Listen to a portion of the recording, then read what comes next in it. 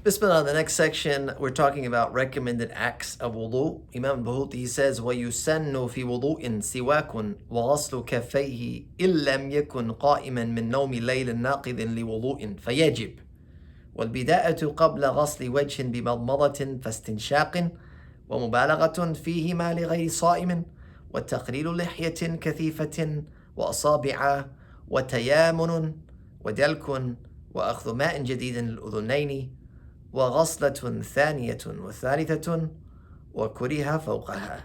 Here, quickly, we're talking about some of the recommended acts of wudu, and Imam al-Bahuti is doing this to emphasize the difference between that which is obligatory and that which is recommended. I mean, we just read over this section which describes wudu basically in full, and so some of this may seem repetitive, but the repetitive nature is to highlight that these things are recommended and not obligatory. So he says the following are recommended acts of wudu and uses the word yusannu, sunnah.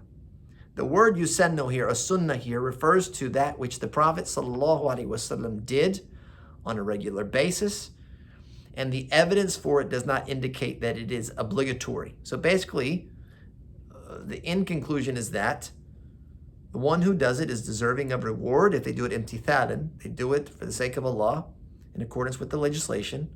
They are deserving of reward, and the one who abandons it is not held accountable or punished for doing so. And this includes using the siwak, as previously mentioned, and also in the great detail in that section of the book, we talked about the siwak. Washing both hands to the wrists 3 times before washing the mouth and nose. Basically, this is washing the hands before addressing the face. That is a sunnah. And so it is sunnah to make the intention before doing that. Obligatory to make the intention before the tasmiyah, which is an obligation, if you can recall back in that section of this chapter. Unless, however, it says, if one has not woken from a night's sleep that has invalidated wudu. Basically means like to wash your hands in that scenario is an obligation. Okay? To wash your hands for wudu is not. In this case, it is obligatory to wash them no less than 3 times with the requisite intention and an obligatory tasmiyah as an act of pure devotion, which of course is forgone if forgotten, meaning that 3 washings after you wake up from a night's sleep which invalidated wudu. The next recommended act is beginning with the face by rinsing the mouth first and then the nose, exaggerating and washing them if not fasting.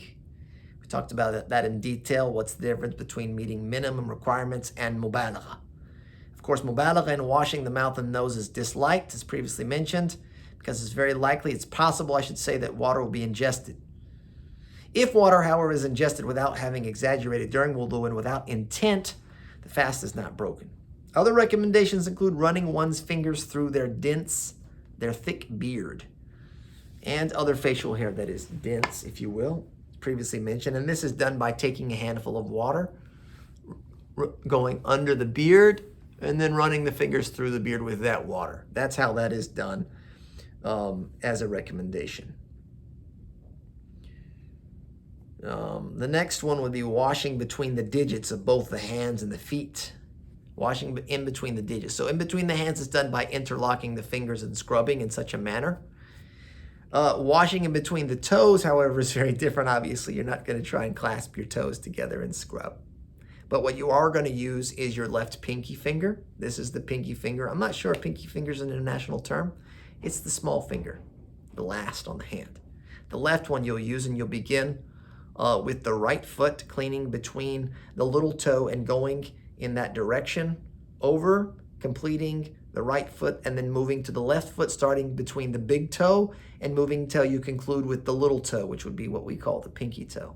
So you're going with the pinky, and this is in Arabic, with the pinky, from the pinky to the pinky. There you go, right? With the little finger, using the little finger from the little toe to the little toe.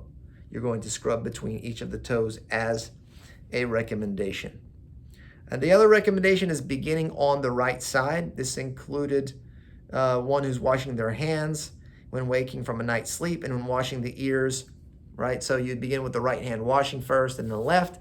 They also said this includes the ears, washing the right ear first and the left, though it's been said that you wash those two at the same time. Massaging the water onto the limbs, as previously mentioned, using new water for the ears after wiping the head, washing the second and third time.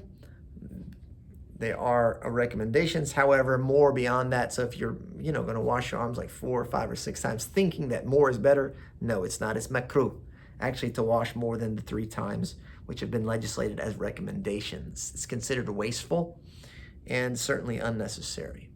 And that highlights the recommendations as it pertains to wudu.